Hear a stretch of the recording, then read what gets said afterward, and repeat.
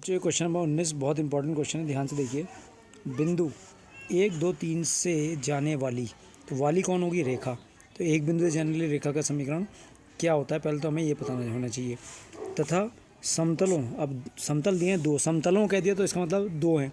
Are bar dot I cap minus J cap plus 2 के cap बराबर 5, और दूसरा समतल है are bar dot 3 I cap plus J cap plus के कैप बराबर 6 के समांतर। यानी कि वो जो रेखा जिसका हमें समीकरण निकालना है वो इन दोनों समतलों के क्या है? समांतर है। उस रेखा का हमें कौन सा समीकरण चाहिए? सदिश समीकरण चाहिए। तो बिंदु क्या है वो पहले तो हम वो लिख लेते हैं, फिर आगे बढ़ेंगे बाद में, फिर सवाल समझ लेंगे। तो बिंदु हमारे को, इसको हमने मान लिया माना बिंदु कैपिटल ए, माना बिंदु कैपिटल ए हमारा हो गया 1 2 और 3। और इस बिंदु ए का स्थिति सदिश बिंदु, इसको मैं स्थिति सदिश में क्यों कन्वर्ट कर रहा हूँ? क्योंकि मुझे सदिश समीकरण चाहिए रेखा का। बिंदु ए का स्थिति सदिश ओ ए बार बराबर स्मॉल ए बार, तो ये हो गया आई कैप प्लस 2 जे कैप प्लस 3 के कैप, ये हमारा स्मॉल ए बार की वैल्यू हो गई। और ये जब हम किसी एक बिंदु से जाने वाली रेखा का समीकरण ज्ञात करते हैं, तो एक बिंदु से जाने वाली रेखा का सदिश समीकरण क्या होता है कि वो एक बिंदु से जाती है और किसी एक के समांतर सदिश, यानी कि एक बी बार के समांतर सदिश होती है। तो माना, ये तो आपको पता ही होगा, माना समांतर सदिश, माना समांतर सदिश बी बार बराबर B1 आई कैप प्लस B2 जे कैप प्लस B3 के कैप। ठीक है, तो ये हमारा बी बार हो गया। तो उस रेखा का सदिश समीकरण, उस रेखा का सदिश समीकरण जो बिंदु स्मॉल ए बार से होकर जाती है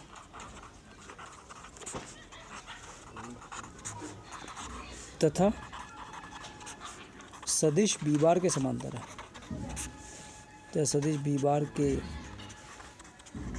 समांतर है। तो ये क्या होता है? आर बार बराबर ए बार प्लस लैम्डा और बी बार। तो ये हमारा आर बार बराबर है, ए बार की वैल्यू तो हो गई आई कैप प्लस 2 जे कैप प्लस 3 के कैप प्लस लैम्डा इंटू, और बी बार की वैल्यू जो हो गई हमारी वो हो गई B1 आई कैप प्लस B2 जे कैप प्लस B3 के कैप। तो इसी का ही हमें समीकरण ज्ञात करना है। तो हमारे पास सब कुछ है, ठीक है, केवल क्या नहीं है, अगर हमारे पास B1 आ जाए, B2 आ जाए, B3 आ जाए, तो इस रेखा का समीकरण कंप्लीट हो जाएगा। और इसको हमने मान लिया समीकरण नंबर 1। अब ये जो रेखा का समीकरण हमारे पास आया है आर बार बराबर, ये आप देख रहे होंगे रेखा का समीकरण जो आर बार बराबर आया है, ठीक है, ये जो हमारे पास आ गया है आई कैप प्लस 2 जे कैप प्लस 3 की कैप, और ये बिंदु ए बार से जा रही है और बी बार के समांतर है। तो ये जो रेखा आई है वो क्या कह रहा है? ये रेखा दोनों समतलों के समांतर है। तो ये मैंने पहला समतल are bar dot I cap minus J cap plus 3 की कैप बराबर 5 लिया है। तो हर समतल पर एक अभिलंब होता है एन बार। तो ये रेखा इस वाले समतल के क्या है? समांतर है। तो ये रेखा मान लो, हमने मान ली जो है, इस रेखा को हमने मान लिया एल मान ली वो रेखा, और जो इस समतल की क्या है? समांतर है। तो अगर मैं अभिलंब की क्रिया रेखा को ऊपर की ओर बढ़ाता हूँ तो रेखा और अभिलंब परस्पर क्या हो गए? लंब हो गए। अगर ये रेखा इस समतल के समांतर है तो ये अभिलंब और रेखा परस्पर क्या हो गए? लंब हो गए। हो गए नहीं हो गए? तो अगर रेखा और अभिलंब परस्पर लंब है तो कौन सा सूत्र लग जाएगा? A1 A2, प्रतिबंध क्या है? A1 A2 plus B1 B2 plus C1 C2 बराबर 0। और वही रेखा एक दूसरे समतल पर, ये भी वही रेखा L है, ठीक है, और जो बिंदु स्मॉल ए 1 2 3 से जा रही है, ये भी 1 2 3 से जा रही है, 1 2 और 3 से जा रही है, और ये रेखा भी वही रेखा है और 1 2 और 3 से जा रही है। तो ये रेखा इस वाले समतल के भी समांतर है। तो इस समतल का अभिलंब दूसरे समतल का अभिलंब भी कि क्रिया रेखा को ऊपर की ओर बढ़ाते हैं हम, तो वो भी क्या होगी? यानी कि इस समतल का अभिलंब और ये रेखा परस्पर लंब होंगे। तो यहाँ पर भी वही प्रॉपर्टी लग जाएगी A1 A2 plus B1 B2 plus C1 C2 बराबर 0। मेरे ख्याल से समझ में आ गया होगा कि अगर रेखा समतल के समांतर है तो रेखा और अभिलंब परस्पर क्या हो जाएंगे? लंबवत हो जाएंगे। और जब दो रेखाएं, अभिलंब भी तो एक रेखा ही है, जब दो रेखाएं परस्पर लंबवत होती हैं तो A1 A2 plus B1 B2 plus C1 C2 बराबर 0, यानी कि उनके दिक्कत अनुपातों के गुणनफल का योगफल 0 के बराबर होता है। तो ध्यान से देखिए, पहला समतल हमारे पास है, पहला समतल पहला समतल क्या है, are bar dot I cap minus J cap plus 2k cap बराबर 5। ये पहला समतल है, ये पहला समतल है। इसको मतलब 2 नंबर की 1 तो हमने रेखा को दे दिया है। अब इस समतल के अभिलंब के दिक् अनुपात क्या है, 1 - 1 2। समतल एक के अभिलंब के दिक् अनुपात,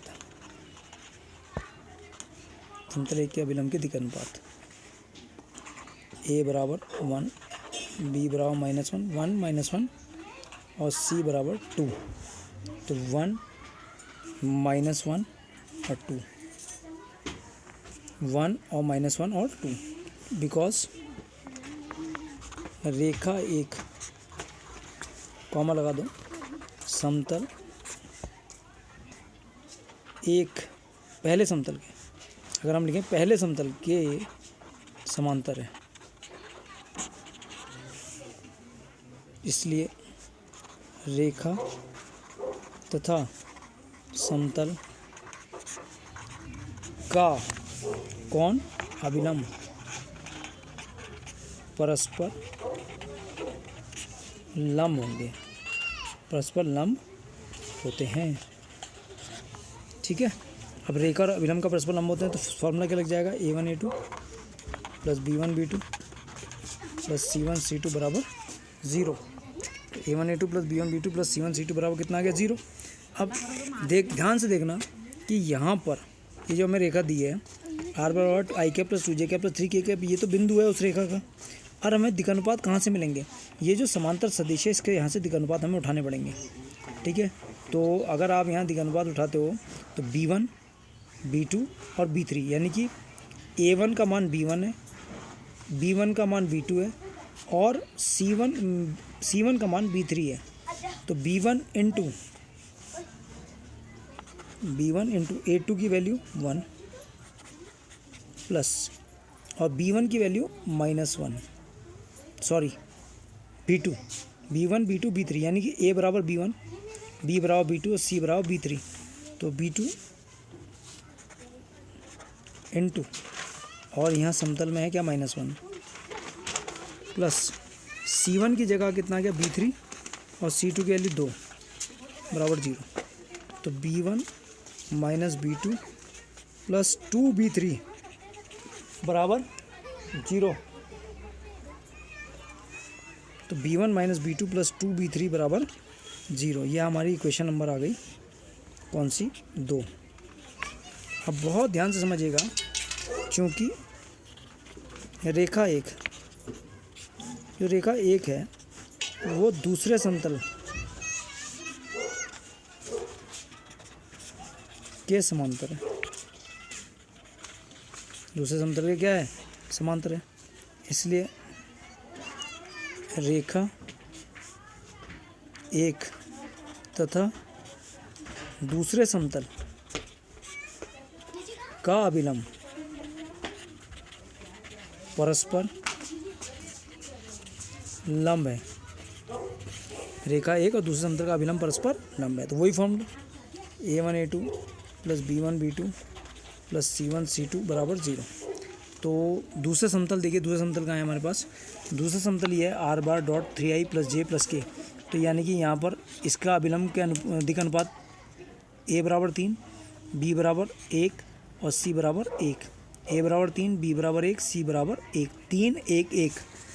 और यहाँ पर हमारे पास a1 के लिए b1 गुणा 3, रेखा का जो दिक् अनुपात है वो b1 b2 इंटू समतल का दिक् अनुपात 1 और c1 है इसका b3 इंटू c2 का मान जो समतल के अभिलंब का दिक् अनुपात है 1 बराबर 0। तो 3b1 plus b2 plus b3 बराबर 0। तो ये हमारी थर्ड आ गई।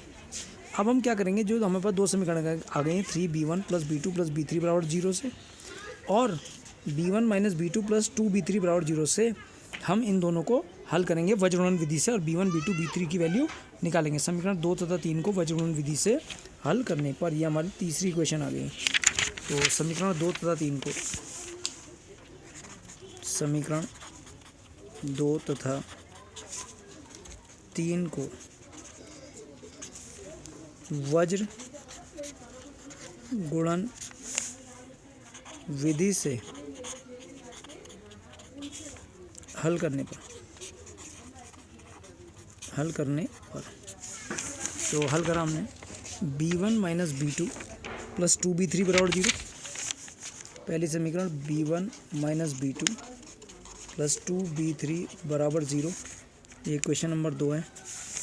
और दूसरी है 3b1 plus b2 plus b3, 3b1 plus b2 plus b3, तो 3b1 plus b2 plus b3 बराबर 0, ये क्वेश्चन नंबर 2 और ये क्वेश्चन नंबर 3।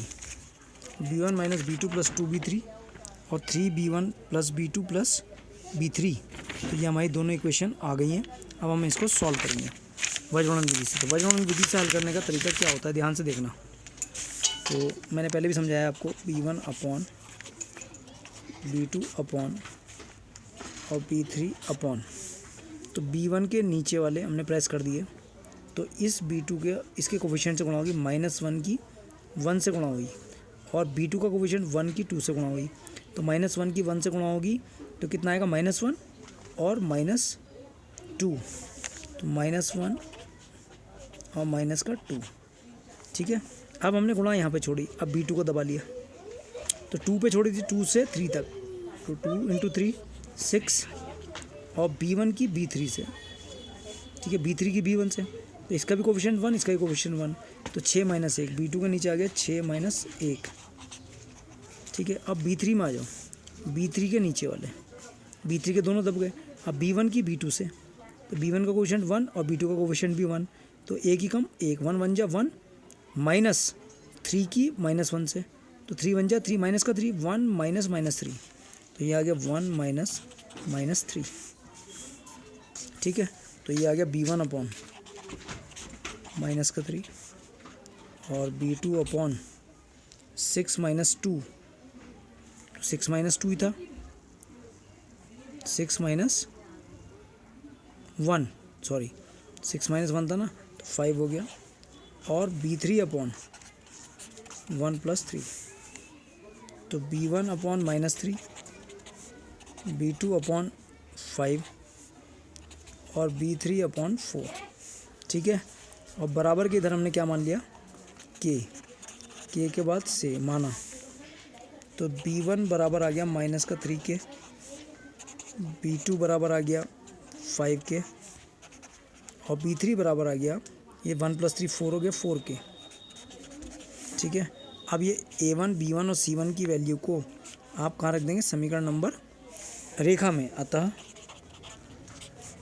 रेखा का समीकरण, तो r बार बराबर i cap plus 2j cap plus 3k cap plus lambda into, याद आया, b1 i cap, sorry b2 j cap plus b3 k cap, तो r बार बराबर i cap plus 2j cap plus 3k cap plus lambda into, b1 की value I -3k cap, -3k i cap, b2 की value plus 5k j cap plus, और b3 की value 4k k cap. अब आप ये जो k constant हमने खुद माना था, ये इसको बाहर ले आएंगे, तो r बार बराबर i cap plus 2j cap plus 3k cap, इस k को बाहर लिया तो लैम्डा के माइनस का 3i कैप प्लस का 5j cap plus 4k cap, ठीक है।